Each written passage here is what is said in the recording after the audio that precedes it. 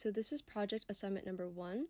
It is going to be talking about the concepts of angular momentum and the right-hand rule, how we use conservation of angular momentum, the moment of inertia and angular velocity, and designing a reaction wheel based on dimensions of the orosat. So this is the orosat here. Because it's a 2U cubisat, it's 10 by 10 by 20 centimeters.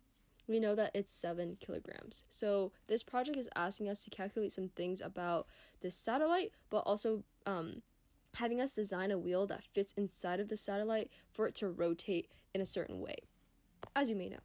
So first we're going to find the moment of inertia for this orosat. Based on the equation for the moment of inertia for a rectangular prism, these are the values that I found. And I'm just going to go through my written portion of this project because if you want more detail, you can pause and just read how I explained each part. So with designing the reaction wheel, I designed a stainless steel disc just because industrially when it's sold, that is the shape and material that they use typically. So the density of stainless steel is this value here, and I'm just going to plug it into these equations of volume and density in order to find my ideal radius and height. So I know that my constraints for radius and height of the disc, the radius has to be less than 5 centimeters and the height has to be less than 20 centimeters because of the dimensions of the satellite.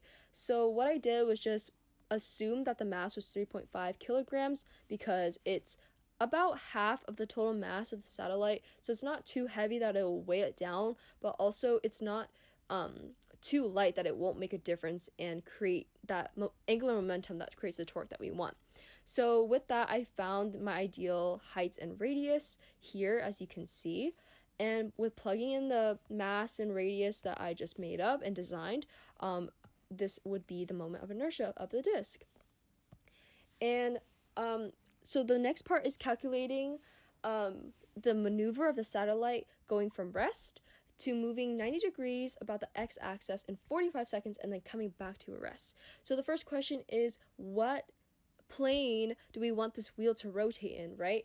So this is when the right-hand rule comes in. I've drawn this drawing here, which is essentially a rotation of this satellite. So just kind of think about it as like rotating to the right over here. So you'll see that this is like the Y plane side. So if you wrap your hand in a curling motion around this arrow here, you'll see that your finger should be pointing towards you, right? And that's where we want the satellite to rotate, is to the left here. So we want it to rotate to the left in order for the entire system to move in that way, if that makes sense. So you can read that description here. So now that we know what plane we want the wheel to rotate in, we're going to be finding the necessary details such as the angular acceleration of the reaction wheel in order to achieve this maneuver. So with the concepts of the conservation of angular momentum, we know that angular momentum is going to be conserved unless there's a external force acting on it. So essentially what's happening is that this wheel is rotating super fast in order to create this angular momentum this way or this way in order for it to rotate. Since it will speed up and then slow down, I've split up the parts into 2 times. So it's going to rotate 90 degrees in 45 seconds, right? But I'm assuming that for half of the time, 22.5 seconds, it's going to be speeding up and only going to 45 degrees. And then the rest of the 45 degrees, it's going to be deaccelerating because it has to get to a momentum of 0 in order for it to be at rest, right? So what we're going to do is first just plug in some numbers. It's rotating 45 degrees. And to be clear, this is calculations for the satellite. Rotating 45 degrees in 22.5 seconds. So we'll find that the angular acceleration of the satellite is this, and then we can find the final angular velocity with that. And so what we're going to do now is plug in this angular velocity that we got for the satellite into the angular momentum of that box. So I can find the moment of inertia for the entire system here by using the moment of inertia about the x-axis.